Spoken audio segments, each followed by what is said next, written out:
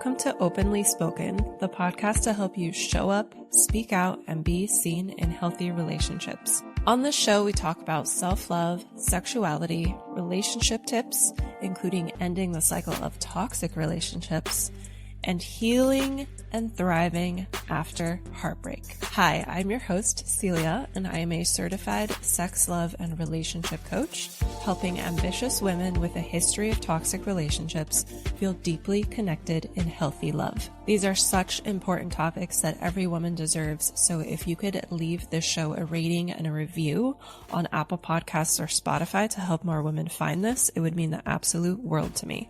Thank you so much for being here today. Now let's dive into the show.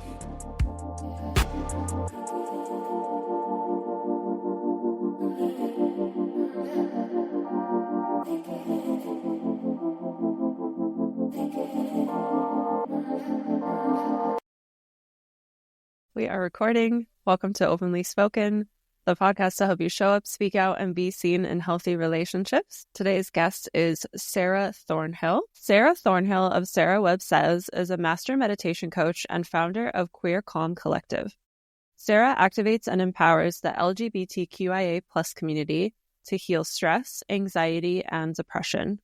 Certified in NLP, trauma, and relationship attachment, Sara specializes in helping clients uncover their innate ability to thrive by addressing the underlying causes of emotional struggles and showing them how to revive their inner power. Sara teaches pocket-sized techniques her clients can use anywhere to process stress and improve daily happiness so they can bring the best version of themselves to their own lives. She says, "We've cultivated an inclusive, supportive culture designed to serve all humans, with a special focus on marginalized members of the LGBTQIA+ community worldwide." As a sexual assault survivor, two-time divorcee, and someone who came out later in life, Sara deeply understands the transformative potential of navigating major life changes.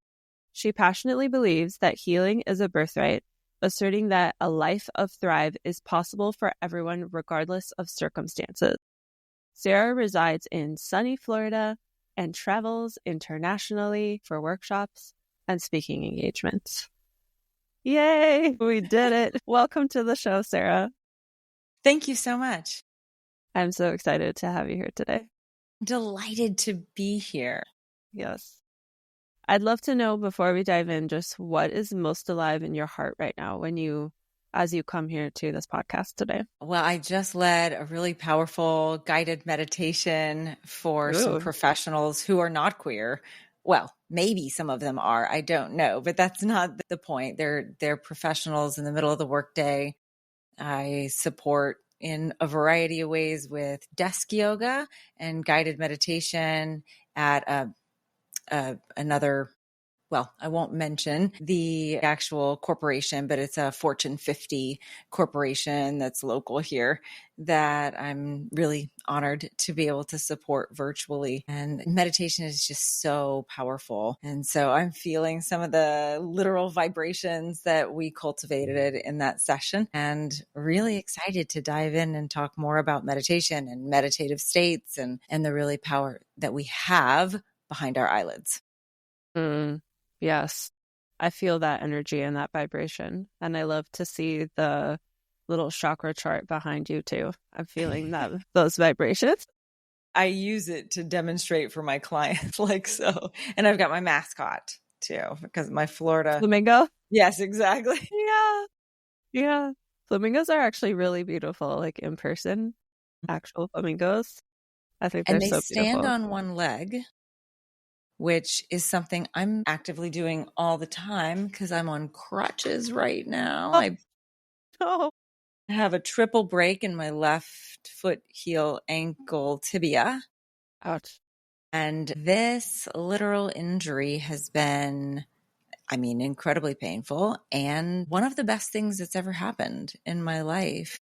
As many difficult things are, like some of the things that you read in my bio. And studies have shown that whenever we have that like really tough vacation where we booked a beach vacation and it rained every day, or we got stuck on the side of the road changing a tire at midnight, those are the ones that we laugh about 5 years down the road, 10 years down the road, and that we really remember. Yeah. I really try to teach my clients that grip without the grit is what I call it, so that you can kind of play with a difficult situation like a beach ball, like, oh, I get to solve this issue, because the stress actually makes it hard for us to think. And so Yeah. this injury, of course, yeah, there's been a lot of pain, but there's also been a lot of opening as a result of the closing off of what it's caused in my life. So yes, the standing on one leg, that my little mascot, I had no idea how symbolic and appropriate that would be for me later on in life, because my right leg is super strong now and my left leg has withered. You'll Yeah. have to do some special muscle strength exercises once that foot is back. Once they release me, yeah, I'm going to have a lot of PT, Yeah. a lot of physical therapy. Yeah, and it's just not healing. I actually had a re-injury recently where I fell down again. I mean, I'm clumsy, obviously, already. And then you put me on one leg with these things that if I get on the wrong surface or a leaf underneath one of the crutches, boop, I'm on the ground again. Mm-hmm. So, everything's a gift. Pain is love. Pain is showing us where to look. Yeah. If we didn't feel pain, we wouldn't know that we were injured or to pay attention. Yeah. And what I think is so ironic about what you say about the pain and love thing is a lot of times I've noticed this as a yoga teacher, as a relationship coach, and just in my own life experience from what I've gone through and seeing friends and family go through. We like to ignore pain. We tend to ignore pain or not want to feel it or not want to really face it. And the ironic thing is then that makes love and bliss and all the happy, good emotions kind of wither down too. And we kind of end up being numb. And the more you learn to really step up to the plate for your own pain and for the moments in life where in the moment you're like, this is awful. The more you learn to step up to that, the more capacity you then have for love and for joy. And yeah, I would love for you to speak to that. Absolutely. As far as the pendulum swings one way, it is going to swing the other way. And if you have a crying baby and you put him in the closet, it's not going to make the baby stop crying. It's only going to exacerbate the problem. And you're absolutely right. If we ignore the signals of our body, because, we are spiritual beings having a physical experience. The body's a portal. It's here to send us messages. So I've been really digging into the work around this left heel foot tibia injury as to what are the messages. It's caused so many cataclysmic shifts. Since I guess maybe your audience is a little bit more woo-woo, I'll speak directly to how it occurred. I was leaving a yoga studio locally here in St. Petersburg, Florida, and I had been doing some mantra meditation honoring the entity, the energy of Ganesh, which is that Indian god with a child's body and an elephant's head. And he is said to be the remover of obstacles. Whether or not it's a god or a deity, I don't know. I know that there's an energy to anger. I know that there's an energy to joy. And so there's an energy to removing obstacles. And I had this incredible vision like I've never had before during it, which I won't belabor, but came out, was feeling great, kind of like wasn't really aware of where I was. I was totally out of the meditation, but missed a step. There were like 3 steps coming out of the studio, missed a step, didn't know I had broken it for several days. But the yoga teacher came out, who's a friend acquaintance of mine. I've been to a lot of her classes. I teach mantra meditation myself. And she said, you just chanted to the remover of obstacles and you rolled over on your ankle. And she said, there's a message here. And my goodness, that they could say that this is an obstacle that I'm dealing with. It has caused so much opening. Of course, I can't teach yoga right now. Mm-hmm. I don't know if ever again, I'm not sure, but it's caused me to change my schedule entirely. Now, instead of teaching in person, I'm teaching some desk yoga online. And it's really allowed me to focus on what's important and to do some generational trauma healing. And so, in answer to your question or your prompting there about the suppression of emotions, this ankle that I've rolled over on so many times in my life is that act of not paying attention, not doing the work. I didn't have the skills. I didn't have the tools. All those other times that I rolled over on my ankle, didn't get it checked out for about 10 days. Finally, I'm like, this swelling is not going down. Went and got it x-rayed. And of course, the pain has caused so much joy in other ways. And you're right. If we deny, distract, dissociate, I say that this 3D world, those are the 3Ds: deny, distract, dissociate. How are we going to be able to enjoy life fully? Because if we're not allowing the pendulum to swing and experiencing those tough emotions, then we're not going to have that release from within that's possible when we just allow it to pass through. Scientists have studied that it takes 30 to 90 seconds to feel an emotion and let it pass through. The only reason why it persists is because of the story that we're telling ourselves about it. Yeah. And so often that story is like, this thing is bad or negative.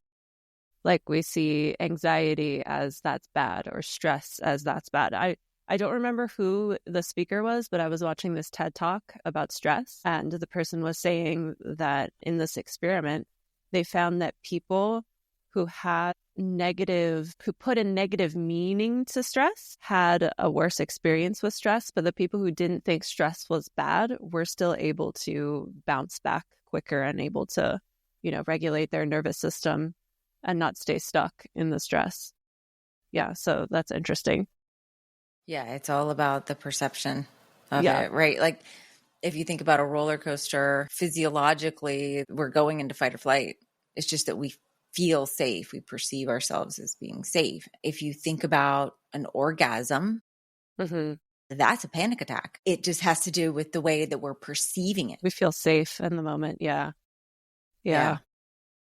But physiologically, safety is needed for orgasm, at least for women. I don't know if men need to feel safe. I don't know.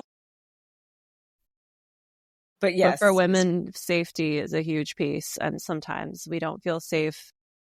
Even if we're in a safe environment, sometimes we don't feel safe when we have the mental conditioning of some of the things we receive from being conditioned as women. Yep. Yeah. Mm-hmm. And meditation is a good tool to really pause and stop and observe all that and create more safety. Yeah. And when people have enlightening experiences, they say that an orgasm is the closest thing to enlightenment as far as like what's happening and the Ida, the Pingala, the Shushmana, all the spiraling that's happening up the chakras, up the spinal cord, the cerebrospinal fluid is, and we tend to like hold our breath. We're breathing in and out of the mouth. And so that energy actually shoots up the spine in a similar way. When we experience orgasm, it's similar to that enlightening experience that like Kundalini yoga practitioners try to mimic, Tantra practitioners. And yes, when we meditate, we can have those super expansive experiences that don't have any preconceived notions or shame or, like you say, things that we were given free of charge from our primary caregivers or the church or whomever. I mean, I myself was raised very strict Southern Baptist, no drinking, no dancing, no boyfriends, no Halloween. Oh, wow. Yeah, it was really tight. And I went to school there 5 days a week, and I was singing in the choir, and I was in the youth group, and I was there Sunday morning and Sunday night. And we went there on Monday night for red beans and rice. I basically lived there.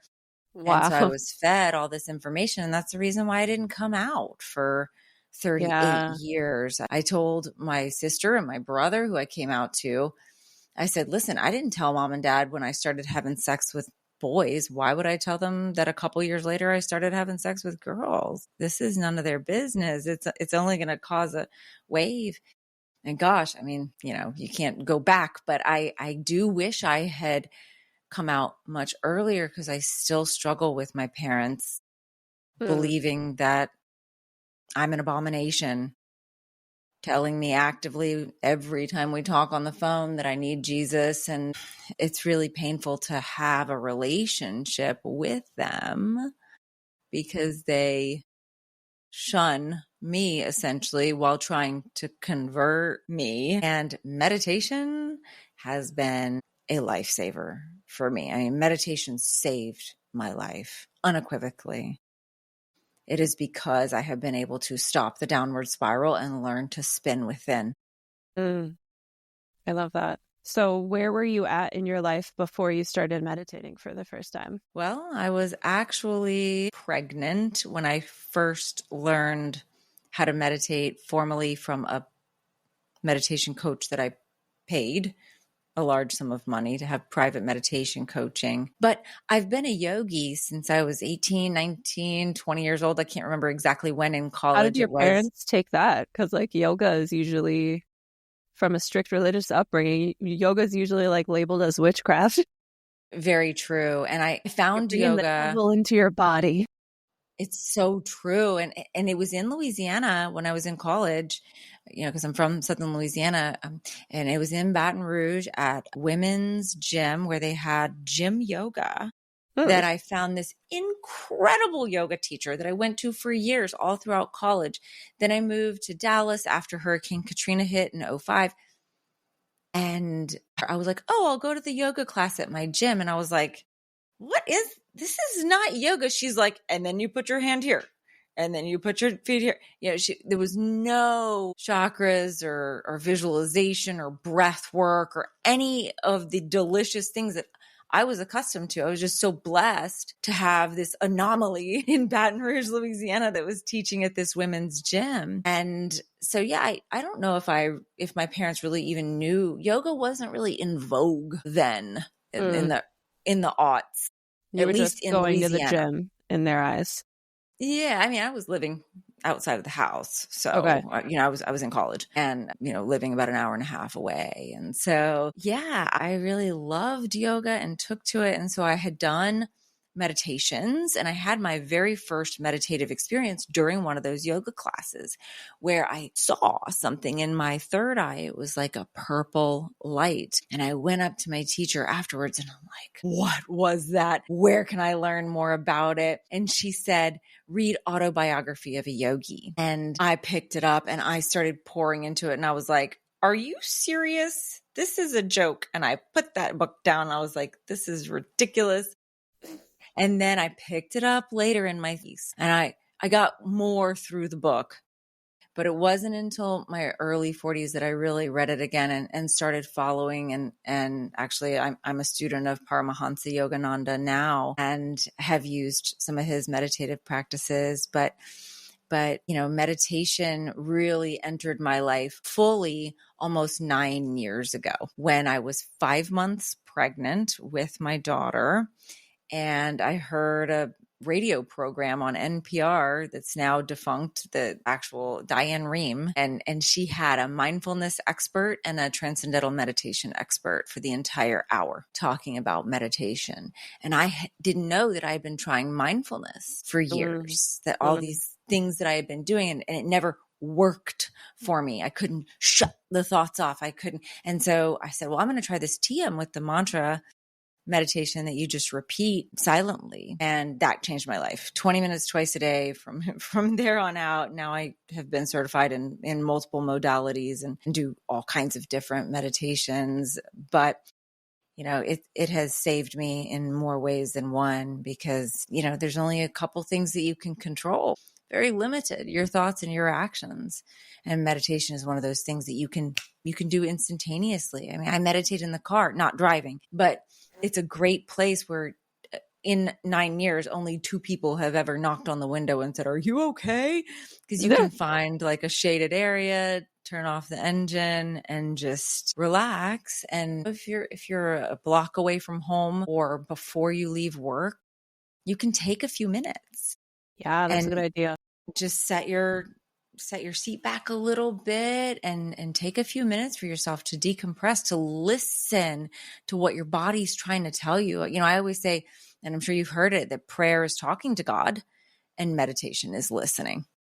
It's opening yourself up to be that channel to receive from the quantum. I've actually never heard that before. Yeah. Yeah. Now you'll hear it everywhere because yeah. So you were pregnant when you found meditation formally. What shifted in your relationship to yourself and your relationships with others once meditation became a deeper practice for you? I'll never forget when my daughter had just been born. So I must have been meditating for 4 or 5 months.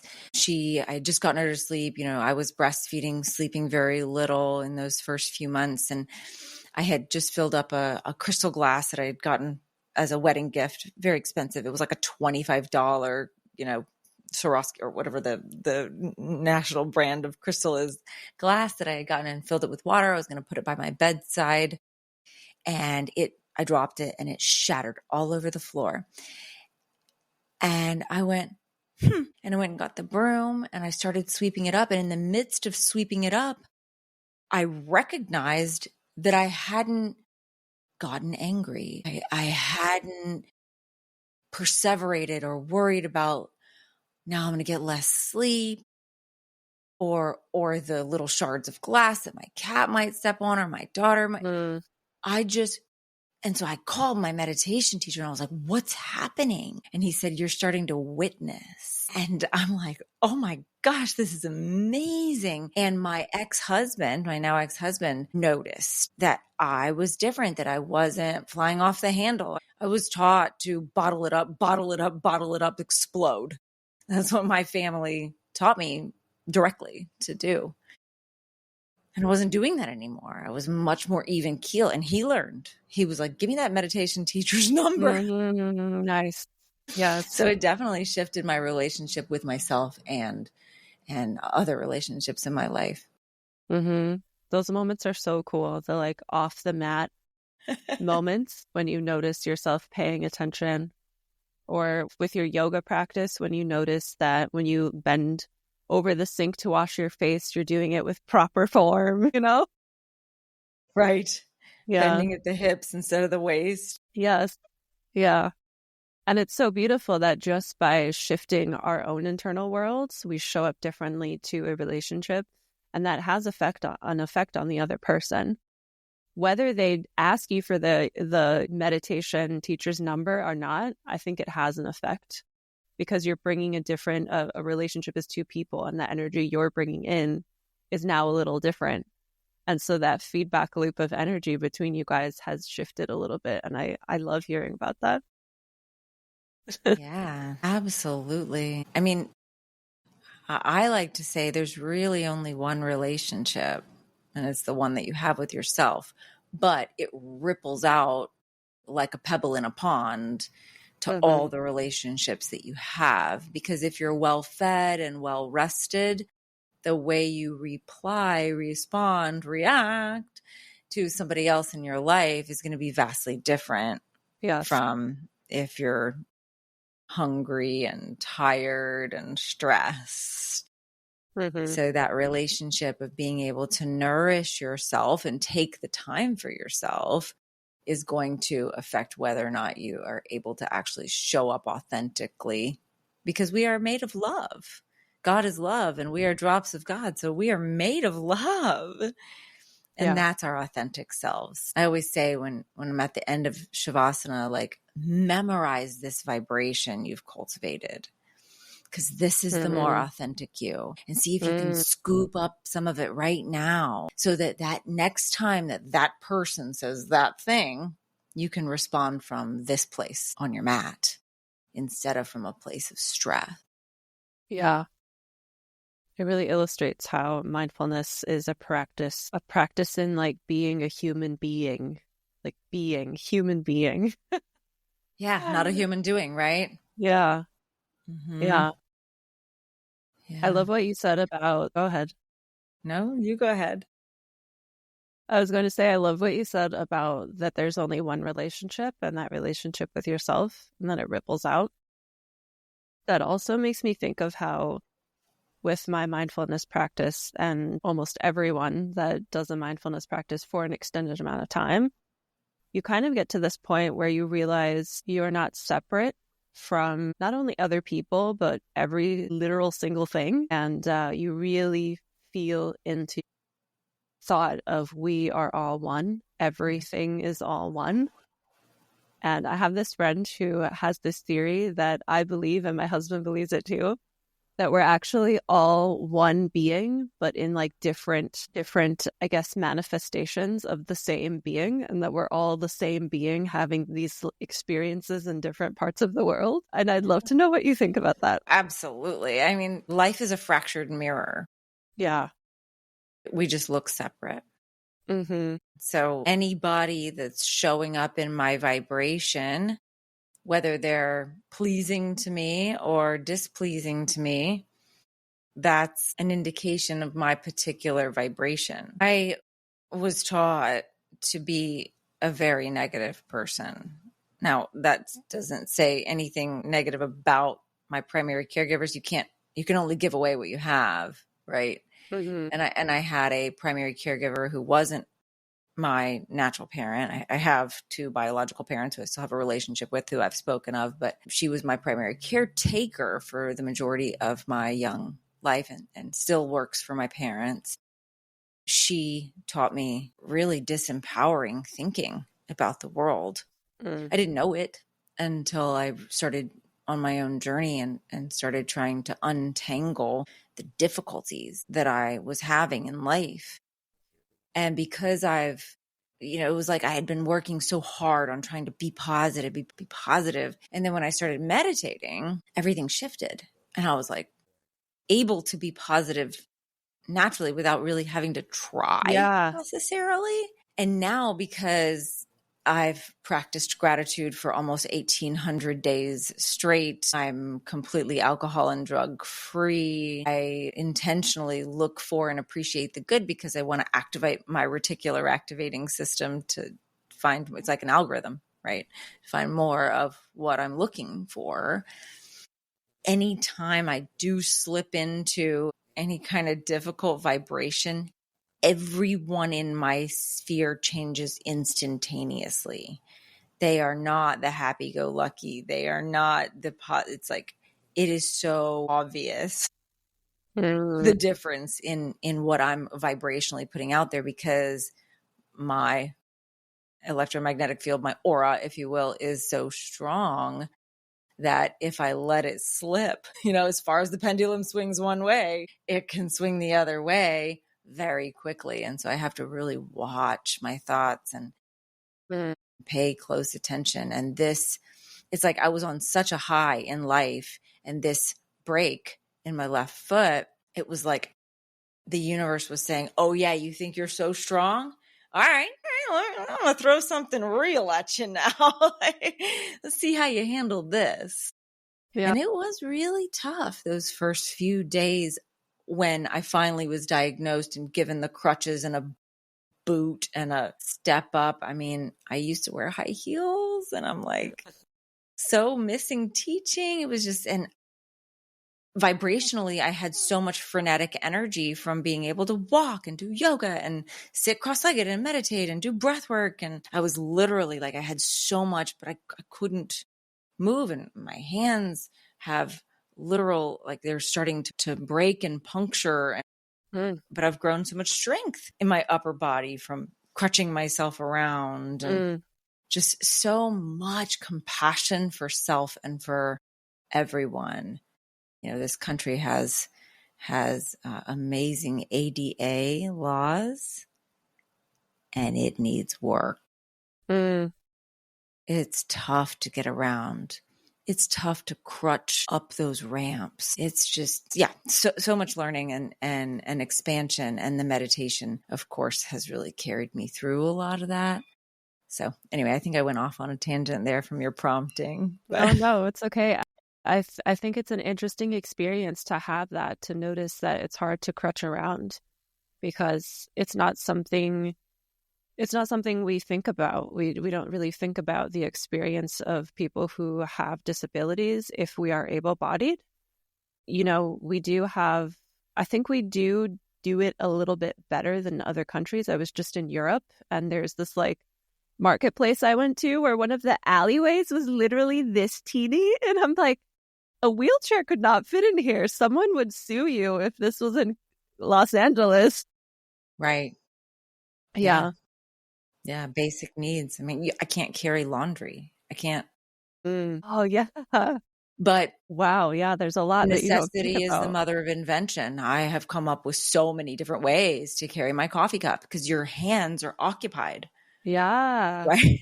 Wow. The opening. So what obstacle do you think was removed for you in this experience? Well, the image that I had was of this incredible abundance. Makes and sense my with abundance. Ganesha. And it was like this sea. It was like the sea was being parted, kind of like, who was it? Moses that parted the Red Sea. And there was dry land in between me and this mountain, this city of gold, kind of like in the Wizard of Oz in the distance, but it was all just riches. And I never made it through during that vision. I never actually made it through, but then I injured myself, and my abundance has shifted because, again, I'm not running all over town teaching yoga for a couple of dozen bucks, even though that's very life-giving to me. I am so filled to the brim after I teach yoga. Yeah. I've shifted my focus and really narrowed my ability to produce income and serve at the same time. Yeah. So there's been a lot of change. I love that. Yeah, teaching yoga classes for $20, $30, $40, $50 here and there is, I used to do that full time, and it's not fun. But to go a little bit, to backtrack a bit to before our beautiful tangent here, you mentioned earlier about having a caretaker that you received some, I don't know if the words that you said was negative programming or negative thinking or something like that.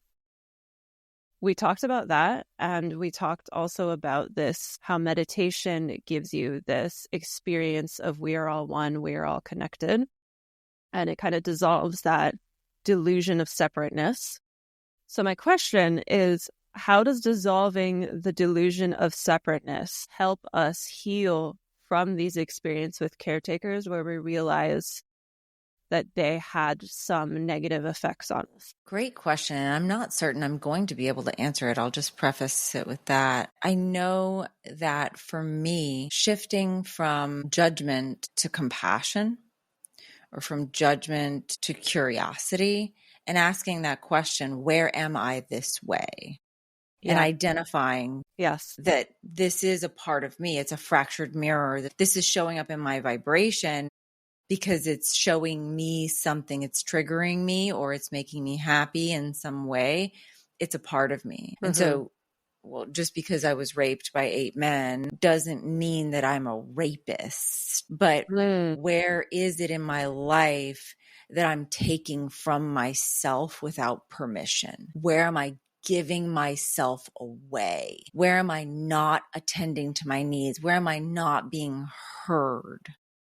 And I can tell you that that is the message there. And when I did the deep transformative work to forgive these men who I was still, underneath the surface, I had suppressed the anger. I never went to the police. I never dealt with it. I just started drinking to cover it up because I could not deal. I told my sister, and but like, that doesn't mean that. So this whole idea of coming with compassion and curiosity and asking that question of, okay, this is showing up in my vibration.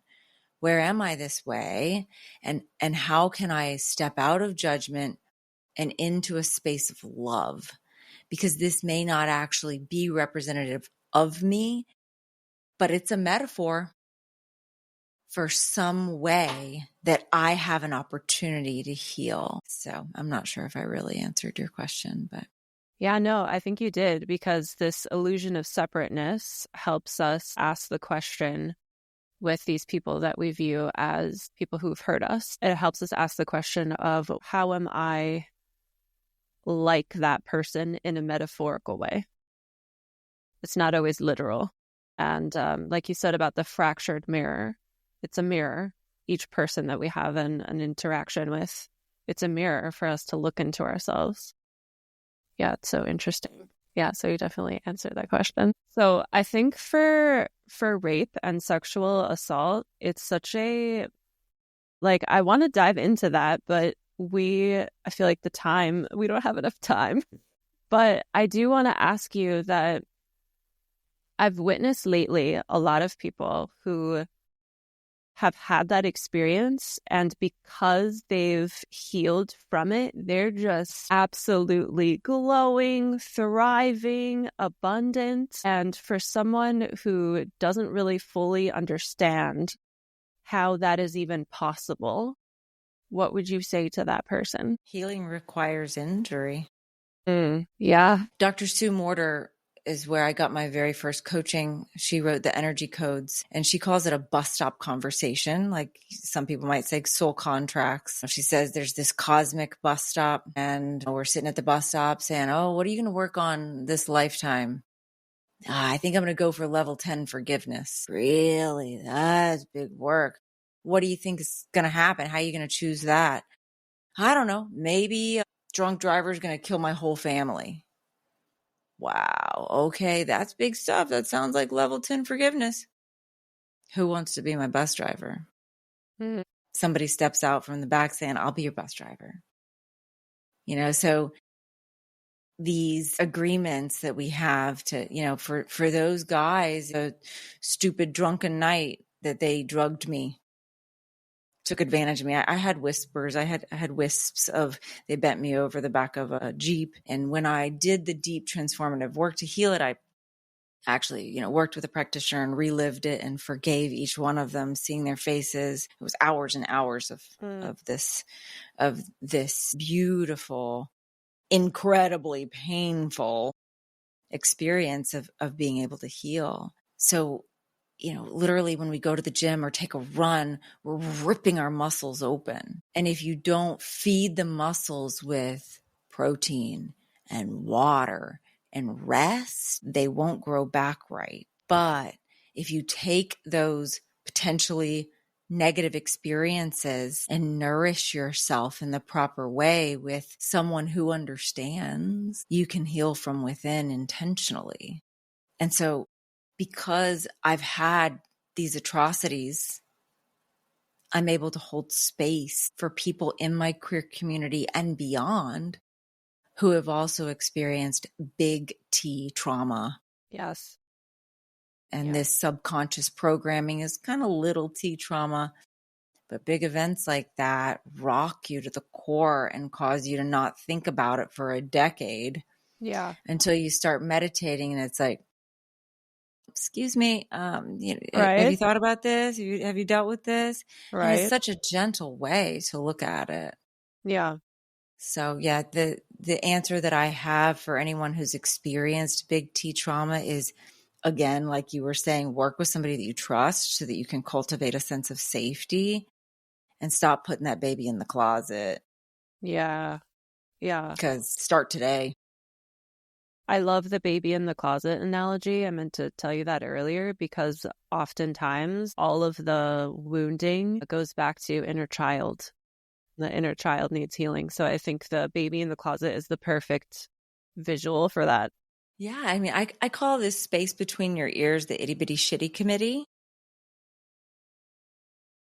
Well, I mean, I have all my clients find a picture of themselves when they were kids, and I say, it's really the itty bitty kitty committee. Oh, I It's have this. here. I'll show you mine. I have You've got one too.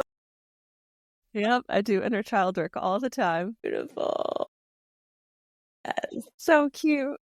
So yeah, the way to combat that itty bitty shitty committee is to listen to that little baby and say, the Yeah. adults are here. Yeah. We got you. Yeah. Thank you so much for sharing so vulnerably today. I teared up earlier when you were talking about really facing the your rape. What would you call a person that does it? Rapists. Perpetrators.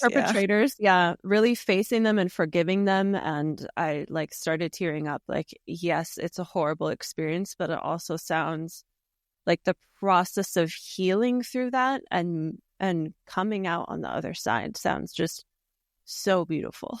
So beautiful. Thank you for sharing that. So you're welcome. It's been an honor to share space with you. And I feel so connected across all these miles. Yes.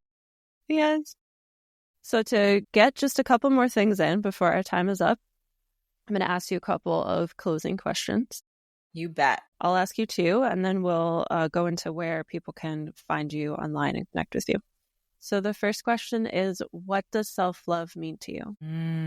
I think it's listening to understand, listening to yourself. I always say self with a capital S, listening to understand. And then once you truly understand, learning to respond so that you can nourish yourself with a capital S. You can build that sense of self. You know, so often as women, we're taught to deny what we need and to give. So shifting that dynamic inside first. Yes, I love that, because we are like, that's really crucial for external relationships. So it makes sense to bring that internally as well first. Yeah. So the second question is, what is your favorite part about being a woman? Breasts. Yes. I think that's my favorite part about being a lesbian. Let's see. No, I honestly, so that was the silly answer. I always say that as not only a woman, but as a mother, I am so incredibly blessed to have the opportunity to have the full breadth of the human experience. Because I had the opportunity to carry a human and push out a human and breastfeed a human who is one of the most incredible people I have ever known. Such a light being. And it is the hardest and the best job in the world to be a mom. So motherhood is the best part about being a woman. And I know not all women have that opportunity. Not all women want it. Not all women are able to, but it is a potential gift. And I always said I didn't want children. And I've discovered in my life that anything I have resistance to is deep medicine. How did carrying, birthing, and breastfeeding a human change your perspective about human beings? Because I can only imagine that must be just a total mind fuck to then go out in the world and just be like, that angry man was once a breastfeeding baby. Like, to just realize that experience you're having with your newborn baby, like, this is where it begins for everybody. What you've said is so beautiful. I think it was my first experience of selflessness. And also it has taught me so much about that phrase that we hear all the time. You can't pour from an empty cup. You literally can't pour from an empty cup. And you will begin to devolve if you try to pour when you don't have anything.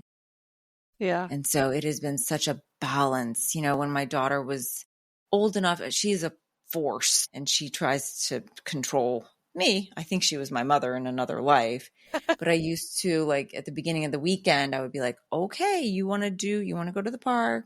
You want to go to the zoo? You want us to play this game? Because she's like holding court, she's like in charge. And so I would write out like, okay, well, these are the things that you want to do. Mom needs to get in her meditation. And, now I have a wife and we share parenting. And so we're able to handle the timing. But initially, I needed to get my sleep and I also needed to be able to meditate and her to be safe. Yeah. So, yeah, it's a delicate balance of being able to give to yourself and also pass on everything that you've learned, not just by saying it, but by doing it. Because they say actions speak louder than words, of course. They're watching. Modeling it. Mm-hmm. Yeah, they're watching. Yeah. I could keep talking to you, but same. For the people that have tuned in, let us know where we can connect with you and anything you'd like to share about your work. So you can find me in a lot of places at Sara Webb Says, SarawebBsays,